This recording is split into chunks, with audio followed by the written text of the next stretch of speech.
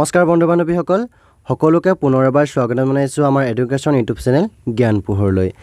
বন্ধু বান্ধৱীসকল মই পৰাগজ্যোতি শইকীয়া আৰু আজি আপোনালোকৰ বাবে কেইটামান গুৰুত্বপূৰ্ণ প্ৰশ্ন উত্তৰ লৈ আহিছোঁ। আজি এই ভিডিঅ'ত আমি কেইটামান সানমিহলিৰ প্ৰশ্ন অৰ্থাৎ বিভিন্ন ধৰণৰ তথ্যৰ ওপৰত ভিত্তি কৰি প্ৰশ্নবিলাক তুলি অনা হৈছে, যাৰ ইয়াক সানমিহলি প্ৰশ্ন হিচাপে গুৰুত্ব দিছোঁ। তাৰোপৰি আজি আমি এই প্ৰশ্নবিলাক আমি অসমীয়াত আলোচনা কৰিম আৰু প্ৰশ্নবিলাক আপোনালোকৰ 1 লাখ চাকৰিৰ বাবে অতি গুৰুত্বপূৰ্ণ হ'ব।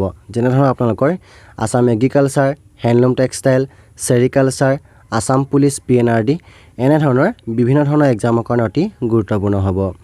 যিসকল বন্ধু বান্ধৱে আমাৰ চেনেল প্ৰথমবাৰ ভিজিট কৰিছে প্লিজ চেনেল ছাবস্ক্ৰাইব কৰিব, লগতে অহা ঘণ্টা বেলটো প্ৰেছ কৰিব। আজি ভিডিঅ'ত অলপো দেৰি নকৰি বলক আজি ভিডিঅ'টো আৰম্ভ কৰোঁ।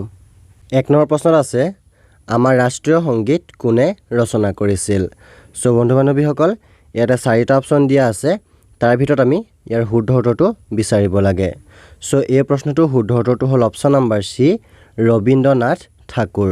অৰ্থাৎ আমাৰ ৰাষ্ট্ৰীয় সংগীতটো ৰবীন্দ্ৰনাথ ঠাকুৰে ৰচনা কৰিছিল। 2 নম্বৰ প্ৰশ্নত আছে, আমাৰ ৰাষ্ট্ৰীয় সংগীতটো গাবলৈ কিমান সময়ৰ প্ৰয়োজন হয়? এই প্ৰশ্নটো সকলোৱে জানে উত্তৰ। ইয়াৰ উত্তৰটো হ'ব অপশ্যন নম্বৰ D, 52 ছেকেণ্ড। অৰ্থাৎ আমাৰ ৰাষ্ট্ৰীয় সংগীতটো গাবৰ কাৰণে আমাক 52 ছেকেণ্ডৰ সময়ৰ প্ৰয়োজন হয়। অৰ্থাৎ 52 ছেকেণ্ডৰ সময়ত আমি ৰাষ্ট্ৰীয় সংগীতটো গাই শেষ কৰিব লাগে। তাৰপিছত আছে 3 নম্বৰ প্ৰশ্নটো, আমাৰ ৰাষ্ট্ৰীয় গছ কি? 4টা অপশ্যন আছে, তাৰ ভিতৰত শুদ্ধ উত্তৰটো হ'ল অপশ্যন নম্বৰ B, বৰগছ। বৰগছ হ'ল আমাৰ ৰাষ্ট্ৰীয় গছ। 4 নম্বৰ প্ৰশ্নত আছে, ভাৰতৰ প্ৰধানমন্ত্ৰীক কোনে নিযুক্তি দিয়ে? ভাৰতৰ প্ৰধানমন্ত্ৰীক ৰাষ্ট্ৰপতিয়ে নিযুক্তি দিয়ে। অৰ্থাৎ এখন দেশৰ প্ৰধানমন্ত্ৰীক সেই দেশখনৰ ৰাষ্ট্ৰপতিয়ে নিযুক্তি দিয়ে। তাৰপিছত আছে 5 নম্বৰত, থুৰীয়া ক'ত পিন্ধে? এইটো সকলোৱে জানে, থুৰীয়া কাণত পিন্ধে। থুৰীয়া কাণত পিন্ধে। অৰ্থাৎ থুৰীয়াবিলাক সদায় আমাৰ আইতাসকলে পিন্ধা দেখা পোৱা যায়।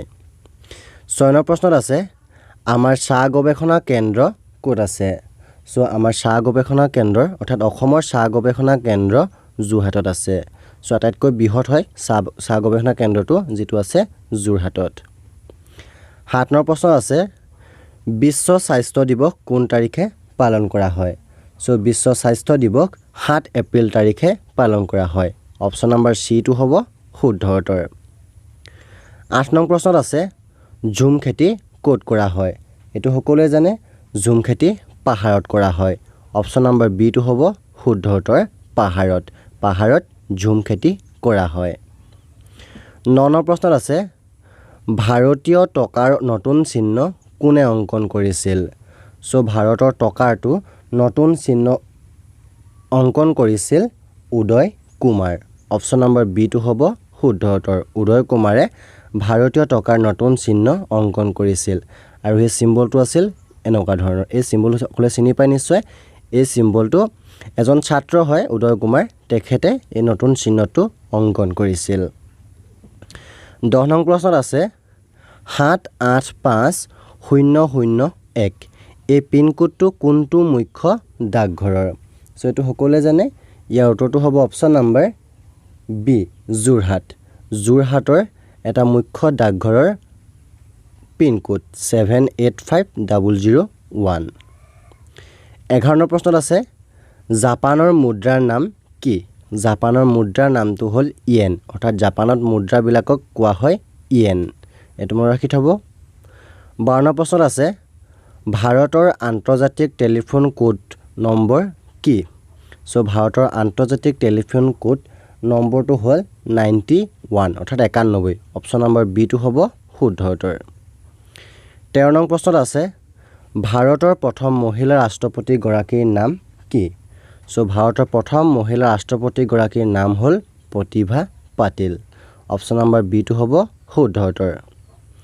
14 নং আছে, বিশ্ব জনসংখ্যা দিৱস কোন তাৰিখে পালন কৰা হয়?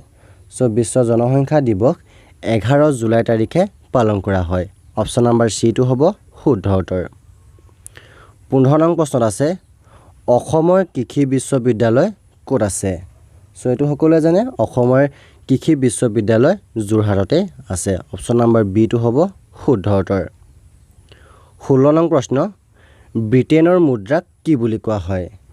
ব্ৰিটেইনৰ মুদ্ৰাক পাউণ্ড বুলি কোৱা হয় অপশ্যন নম্বৰ চিটো হ'ব শুদ্ধ উত্তৰ 17 নং প্ৰশ্নত আছে লোকপিয়ল কিমান বছৰৰ মূৰে মূৰে হয় এইটো সকলোৱে জানে লোকপিয়ল 10 বছৰ মূৰে মূৰে হয় 18 প্ৰশ্নত আছে স্বাধীন ভাৰতৰ প্ৰথম মহিলা ৰাজ্যপাল কোন সো স্বাধীন ভাৰতৰ প্ৰথম মহিলা ৰাজ্যপাল আছিল সৰোজিনী নাইডু অপশ্যন নম্বৰ চিটো হ'ব শুদ্ধ উত্তৰ 19 নম্বৰ আছে নৰনাৰায়ণ সেতু নামৰ ব্ৰহ্মপুত্ৰৰ ওপৰত নিৰ্মিত দলংখনে কোন দুখন ঠাইক লগ লগাইছে অৰ্থাৎ নৰনাৰায়ণ সেতুৱে দুখন ঠাইক লগ লগাইছে আৰু সেই দুখন ঠাইৰ নাম হ'ল পঞ্চৰত্ন আৰু যোগীঘোপা এই দুখন ঠাইক নৰনাৰায়ণ সেতুৰে ব্ৰহ্মপুত্ৰৰ ওপৰেদি লগ লগাইছে 20 নম্বৰত আছে খ্ৰীষ্টপূৰ্ব 327ত আলেকজেণ্ডাৰে ভাৰত আক্ৰমণ কৰোঁতে এবিধ ফল আৱিষ্কাৰ কৰিছিল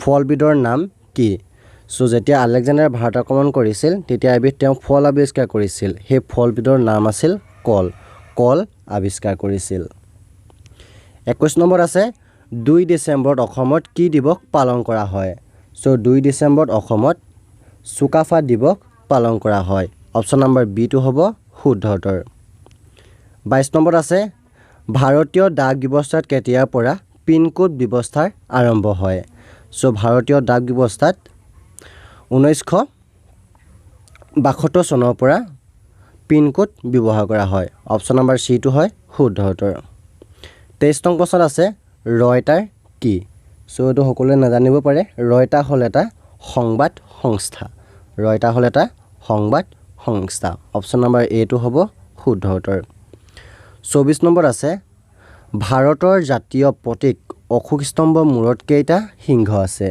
সো এইটো সকলোৱে জানে ভাৰতৰ ৰাষ্ট্ৰীয় অশোক স্তম্ভৰ মূৰত 4টা সিংহ আছে অৰ্থাৎ আমাৰ অশোক স্তম্ভটোত 4টা সিংহৰ মূৰ্তি দেখা পোৱা যায় 25 নম্বৰ আছে কুম্ভকৰ্ণ কোন আছিল এইটো সকলোৱে জানে কুম্ভকৰ্ণ আছিল ৰাৱণৰ ভায়েক 26 নম্বৰ আছে ৰাষ্ট্ৰীয় ইণ্ডিয়ান মিলিটাৰী কলেজ ক'ত অৱস্থিত ৰাষ্ট্ৰীয় ইণ্ডিয়ান মিলিটাৰী কলেজ দেৰাদুনত অৱস্থিত অপশ্যন নম্বৰ চিটো হ'ব শুদ্ধ উত্তৰ 27 নম্বৰ আছে অসমৰ কোন ঠাইত চাহ নিলাম কেন্দ্ৰ আছে অসমৰ গুৱাহাটীত চাহ নিলাম কেন্দ্ৰ আছে অপশ্যন নম্বৰ বিটো হ'ব শুদ্ধ উত্তৰ 28 নম্বৰ আছে এটা লিপ ইয়েৰ বছৰত কিমানটা সপ্তাহ থাকে এইটো সকলোৱে জানে এটা লিপ ইয়েৰ বছৰত 52টা সপ্তাহ থাকে অপশ্যন নম্বৰ এটো হ'ব শুদ্ধ উত্তৰ 29 নম্বৰত আছে